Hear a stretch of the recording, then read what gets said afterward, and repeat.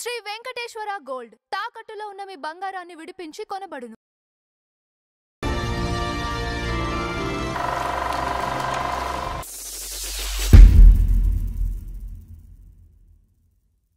నమస్కారం నందమూరి చంద్రరావు గారు.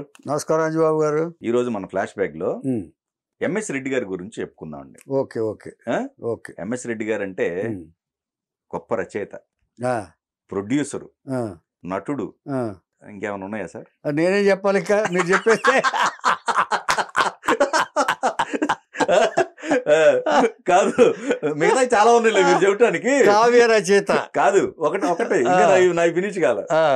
ఆయన క్యారెక్టర్ విషయంలో ఒకటి చిన్నది, మంచి ముఖ్యమంత్రి క్యారెక్టర్ ఉంది చూసారా? అవునవును, అంకుశంలో. అవునవును, ఎంత బాగా చేశారండి అది. ఆ క్యారెక్టర్ అసలు ముఖ్యమంత్రి అంటే ఇలాగే ఉండాలి అనేది ఆయన యాక్ట్ చేయటమే కాకుండా ఆ పిక్చర్ ని హిందీలో తీసినప్పుడు అంకుశం ఈయన ముఖ్యమంత్రిగా వేశారు. ఇంకో విషయం, ముఖ్యమంత్రి గారు వియ్యంకుడు అయ్యారు ఆయనకి. మళ్ళీ కోట్ల రెడ్డి గారు, శ్యాంప్రసాద్ రెడ్డి గారు. మీరు చెప్పిన మళ్ళీ చెప్తా నేను.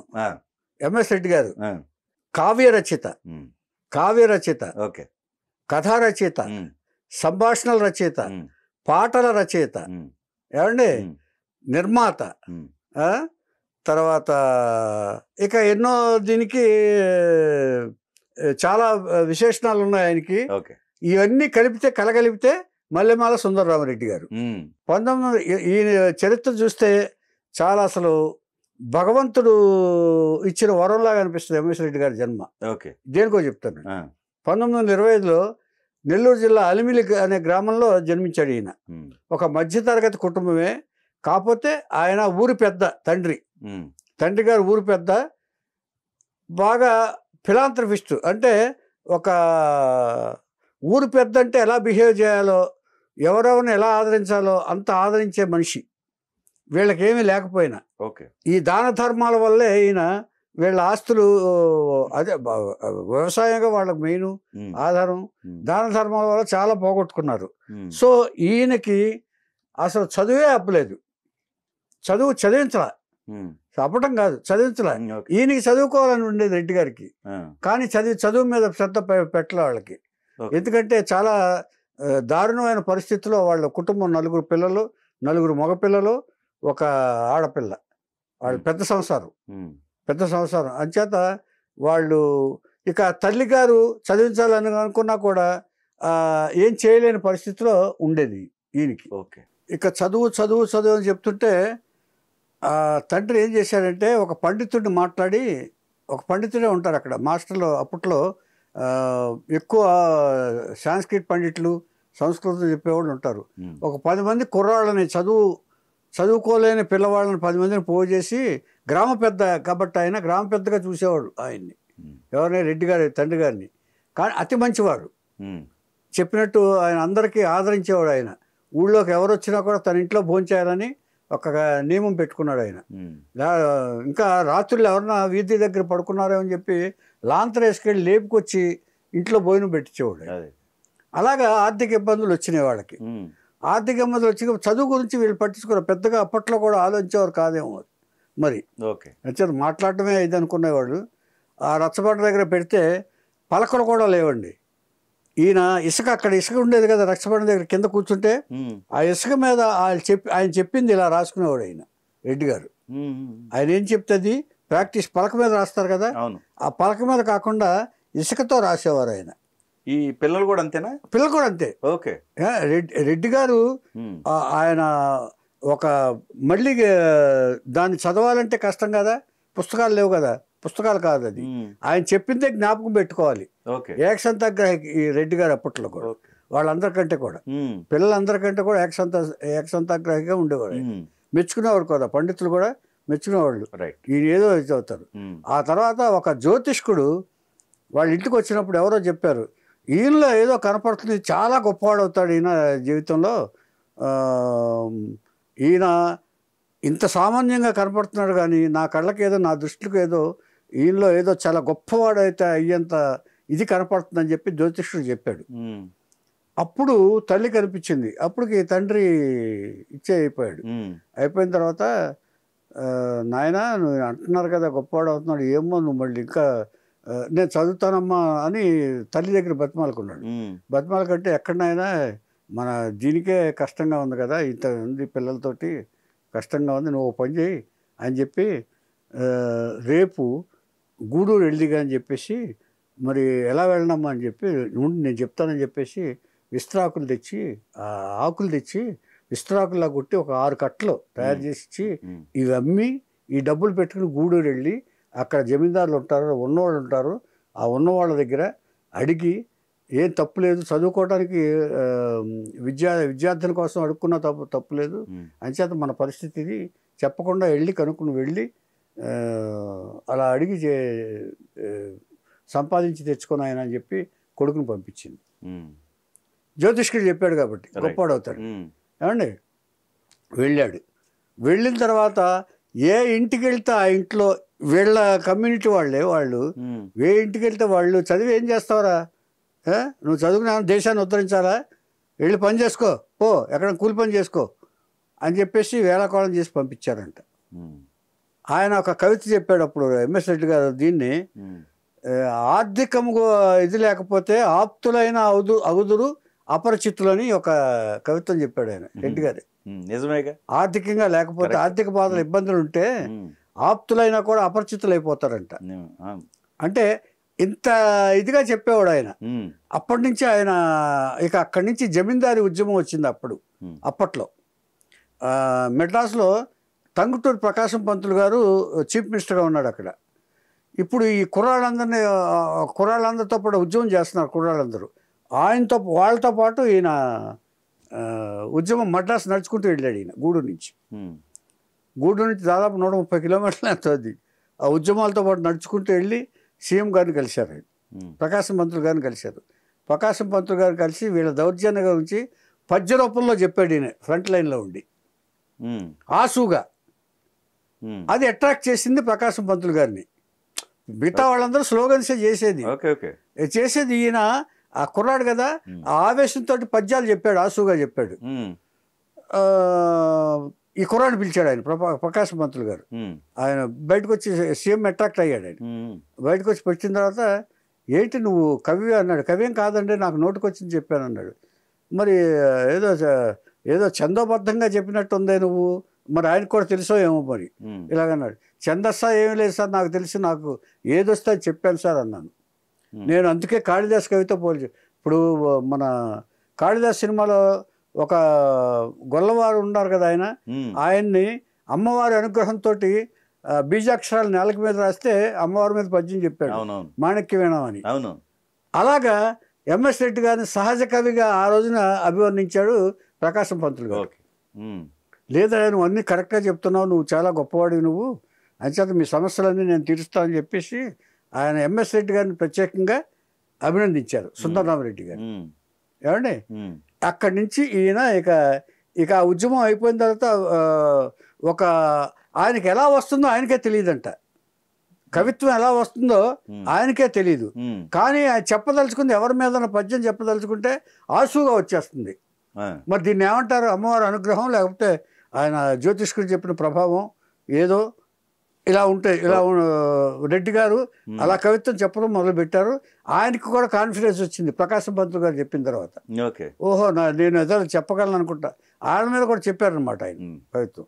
ఆ తర్వాత ఆయన బ్రతుకు తెరువు చేయాలి కదా, ఇక అక్కడి నుంచి బయలుదేరి మెడ్రాస్ వెళ్ళి ఒక ఫోటో స్టూడియో పెట్టి, దాని ఔత్సాహిక ఫోటోగ్రాఫర్లు అప్పుడు సినిమాలో యాక్ట్ చేయాలంటే ఫోటోలకి స్టూడియోలకి ఎక్కువ ప్రాధాన్యత ఉండేది. అప్పుడు ఆ స్టూడియోలో కొంచెం మొదలుపెట్టిన తర్వాత అక్కడి నుంచి ఈయన సినిమాలోకి ఎలా వచ్చారంటే, ఒకసారి ఇలాగా బాగా ఏదో చిన్న వ్యాపారాలు చేసి ఈయన సంపాదించారు బాగా. సంపాదించిన తర్వాత ఏం చేశారంటే, అప్పట్లో నెల్లూరులో సుందరమహల్ థియేటర్ కట్టారు ఆయన. నెల్లూరులో సుందరమహల్ థియేటర్ కట్టి ఆ తర్వాత కొంతకాలానికి గూడూరులో కూడా కట్టారు ఆయన. గూడూరులో కట్టి ఈ సుందరమహల్ని సుందరమహల్ని కూడా రెండు కలిపి నర్తనశాల సినిమాని ఒకేసారి రిలీజ్ చేశారు. ఇంతవరకు ఎవరు రిలీజ్ చేయాలి అలాగా. నర్తనశాల గూడూరులో సినిమా తర్వాత వచ్చేది, సి క్లాస్ ఎంతో కదా అది. నెల్లూరులో ముందు రిలీజ్ చేస్తే గూడూరులో రిలీజ్ అయ్యేది కాదు. కానీ ఈయన 2 థియేటర్లోనూ ఒకేసారి నర్తనశాల రిలీజ్ చేసిన ఘనత సాధించాడు ఎంఎస్ రెడ్డి గారు. అప్పట్లో అలా ఉండేది ఆయన. ఇక థియేటర్ గురించి తన తర్వాత చెప్తాను ఇన్సిడెంట్. ఎక్కడి నుంచి ఈయన అప్పుడు నెల్లూరు గూడూరు థియేటర్ కట్టిన తర్వాత ఒక స్టేజ్కి వచ్చాడు. ఏ పని చేయనివ్వండి సంపాదించి పునాదుల మీద థియేటర్లు కట్టాడు ఆయన. అప్పట్లో కొంచెం కాస్ట్లీ తక్కువ కదా, కొంచెం బాగానే కట్టారు ఆయన. కట్టిన తర్వాత ఒకసారి మెడ్రాస్ వెళ్ళాడు ఆయన. మెడ్రాస్ వెళ్ళి ఒక హోటల్లో దిగాడు. దిగిన తర్వాత పక్క థియేటర్లో ఒక థియేటర్ ఉంది, కామధేను థియేటర్ ఏదో ఉంది పేరు. ఆ థియేటర్లో సినిమా రిలీజ్ అవుతుంది. ఒక పాటకి విజిల్స్ వస్తున్నాయి బాగా. ఏమిటా అని ఈయన సినిమాకి వెళ్ళాడు ఆయన. ఆ సినిమాకి వెళ్తే జయలలిత సినిమా ఎంజీఆర్ తోట ఏదో ఉంది మరి. ఆ జయలలిత సినిమా రిలీజ్ అవుతుంది. అది ఐ మీన్ పాట జింజిన్నా అక్కడ జింజిన్నా అక్కడ జింజిన్నా అక్కడ జింజిన్నా అనేదో పాట మీద విజిల్స్ వేసేస్తున్నారు జనాలు. ఏదో బాగుంది అనుకుని దీన్ని తెలుగులో తీసుకొస్తే ఎలా ఉంటుందని చెప్పేసి ఆయనకు ఆలోచన వచ్చింది. అంటే సినిమా థియేటర్ ఓనర్ అయ్యాడు కదా అప్పుడు. ఆర్ట్ అక్కడి నుంచే వచ్చింది. ఈయన ఆర్ట్ ఎక్కడి నుంచి వస్తుందంటే ఈయనకి అభిప్రాయం ఆ సినిమా థియేటర్ దగ్గర నుంచి వచ్చింది. అంచేత ఆ ఇంట్రెస్ట్ తోటి టిఆర్ రామన్న ప్రొడ్యూసరు అక్కడికి వెళ్ళాడు. ఆయన వెళ్ళి రైట్స్ తీసుకున్నాడు. అప్పటికి ఎన్టీఆర్ గారితో సహా చాలామంది నిర్మాతలు దానికోసం రేట్లు పెట్టారు. 20,000 వరకు వచ్చి ఆగిపోయారు ఆ సినిమా రైట్స్ కోసం, తెలుగు రైట్స్. బహుశా ఎంజీఆర్ అయి ఉంటాడు ఆయన. ఎన్టీఆర్ గారు ట్రై చేశారంటే ఎంజీఆర్ అయితేనే ట్రై చేస్తారు ఆయన. 20,000 వరకు కొట్టి రెట్టు ఆగిపోయారట. ఈయన వెళ్ళాడు. ఆయన ఎంత అన్నారు, ఏదో 20,000కి వచ్చింది అన్నారు. నేను 60,000 ఇస్తాను, నాకే ఇవ్వండి అన్నాడు. అంతకి వెళ్ళిపోయారు. అంతే, ఇంకా రేట్ వద్దు, నాకు కావాలి ఆ సినిమా. అంటే ఆయనకు నచ్చితే ఎంతవరకు వెళ్తారనేది దీనికి ఉదాహరణ. డబ్బు గురించి ఆలోచించరు ఆయన. అదే ఇది ఒక ఉదాహరణకి చెప్పుకోవాలి ఆయన క్యారెక్టర్ని చేయటానికి.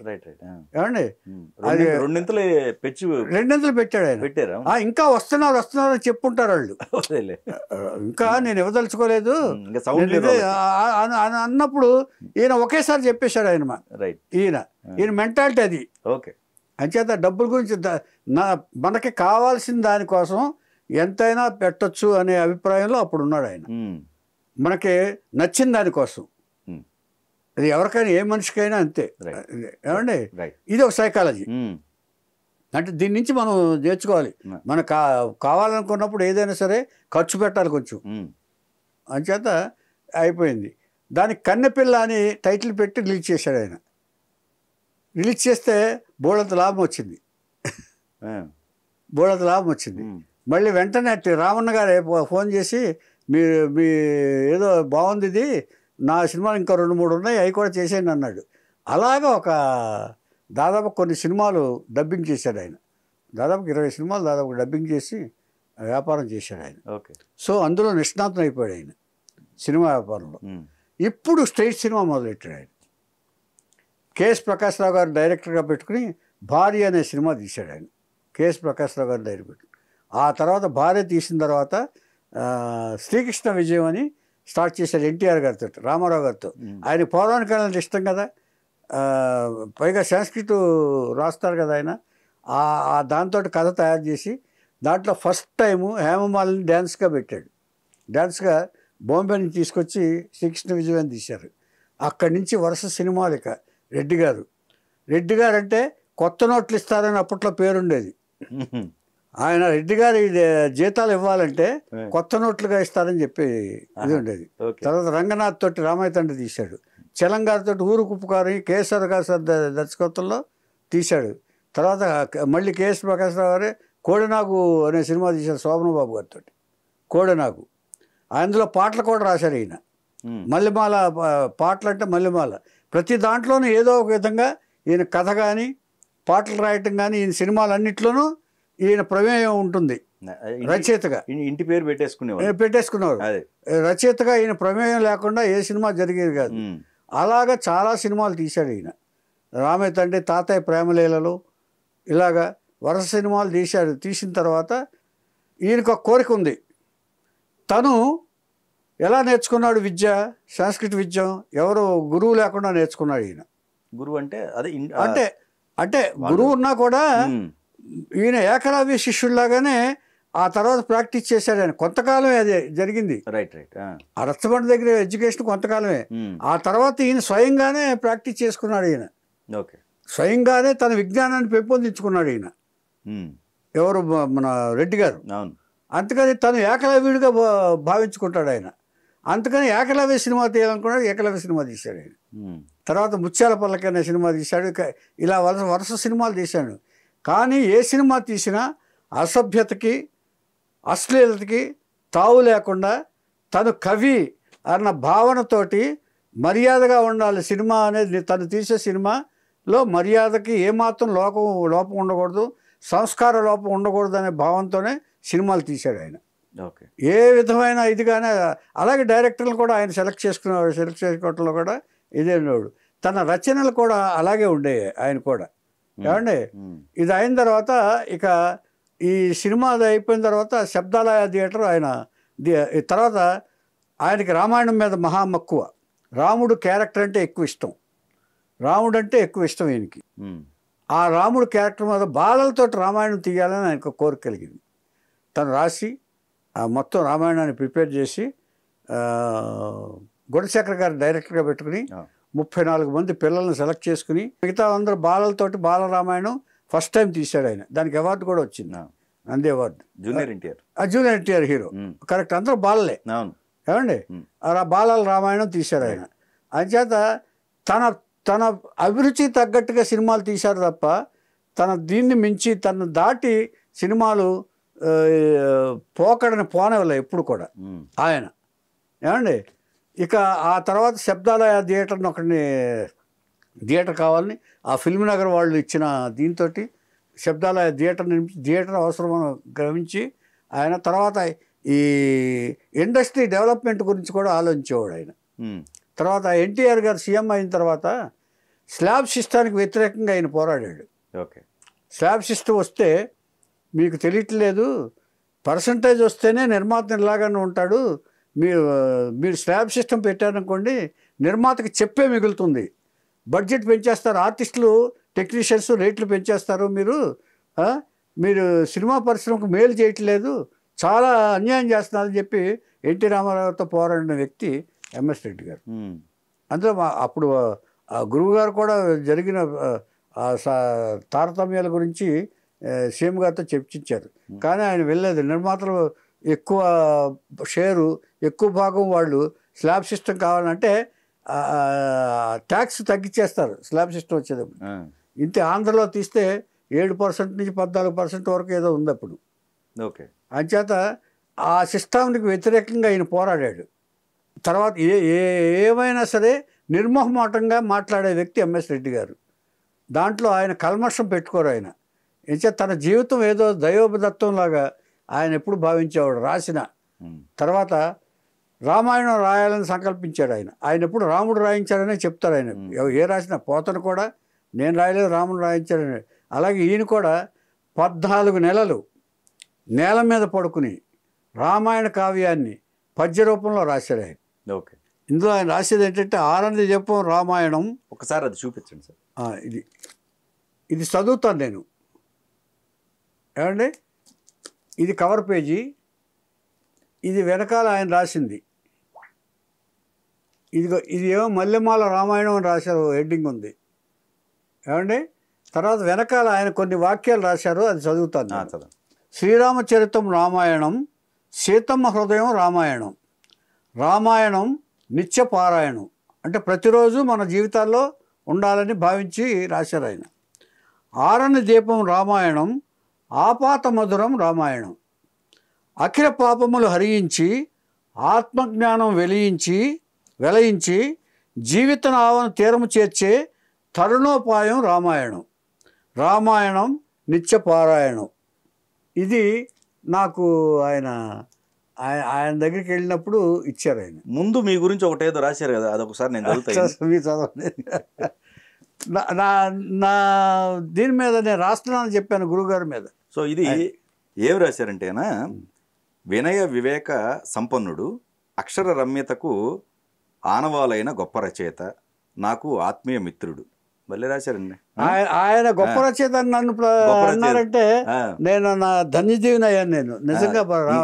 ఇంకా ఉంది, ఆత్మీయ మిత్రుడు చిరంజీవి నందం హరిశ్చంద్రరావుకు మరింత ఉజ్వలమైన భవిష్యత్తును ఇత్యోధిక సుఖ సంతోషాలను ప్రసాదించమని భద్రాద్రి రాముణ్ణి ప్రార్థిస్తూ మల్లెమాల 26/6/2010 ఈ తేదీని మీకు ఆశీర్వచనం ఇవాళ ఇలా చెప్పగలుగుతున్నాను.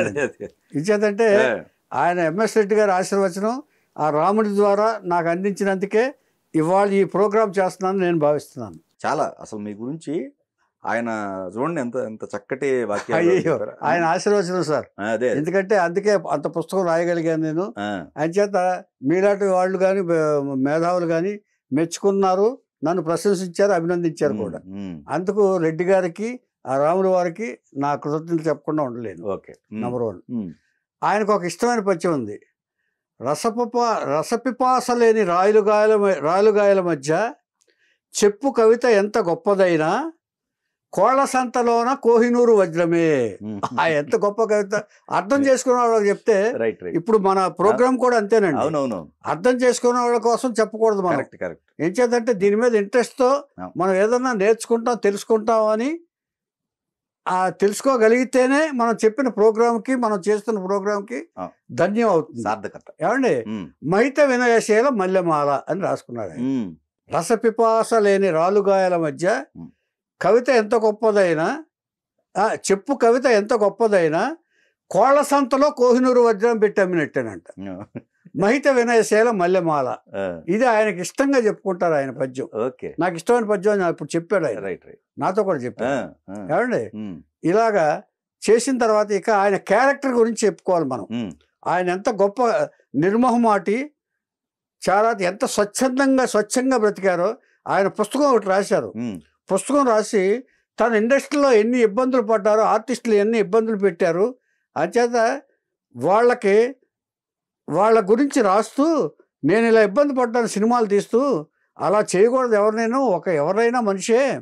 అంచేత నిర్మాత కష్టాన్ని గుర్తించి ఎవరైనా సరే వాళ్ళకి నిర్మాతని నిలబెడితేనే సినిమా పరిశ్రమ ఉంటుంది అని పుస్తకం రాశారు ఆయన. పుస్తకం రాసి చాలామంది విమర్శించారు ఆయన, మా తప్పులన్నీ బయట పెడతారా, ఇచ్చేస్తారని. ఇప్పుడు ఒక ఆర్టిస్ట్ ఇబ్బంది పెట్టారనుకోండి, ఆయన ఇదిగో ఇలా ఇబ్బంది పెట్టారు ఆయన, నాకు ఇలా రాలేదు, నాకు ఇంతవల్ల బడ్జెట్ ఎక్కువైంది అని అన్నాడు. నిర్మాత నిలబడకపోతే వీళ్ళందరూ ఎక్కడ ఉంటారు అనేది ఆయన ఒక భావం. టెక్నీషియన్స్ కానీ ఎవరైనా కానీ నిర్మాత నిలబడాలి. అందుకనే ఎన్టీ రామారావు గారితో కూడా వ్యతిరేకించారు ఆయన, స్లాబ్ సిస్టమ్ వద్దు సార్ అని. ఆయన చెప్పినట్టే బడ్జెట్ పెరిగిపోయింది. ఇప్పుడు వాళ్ళ బడ్జెట్ 100 కోట్లు అయిపోయింది. వాళ్ళ ఆర్టిస్టులు పెరిగారు. సరే, టెక్నీషియన్స్ కూడా రేషియో ప్రకారం పెరిగి ఇదివరకు కొంత డబ్బు ఉంటే సినిమా తీయగలిగిన నిర్మాతలు ఇవాళ ఎంత డబ్బున్నా సినిమా తీయలేకపోతున్నారు. బడ్జెట్లు పెరిగాయి. అంచేత ఇదివరకు చాలా మందికి అవకాశం ఉండేది, దర్శకత్వం కావాలన్నా లేకపోతే ఇంకోటి ఎవరన్నా. ఇవాళ దాని జోలికి కూడా వెళ్ళడానికి కూడా సాహసించడానికి ఎవరూ సాహసించలేదు.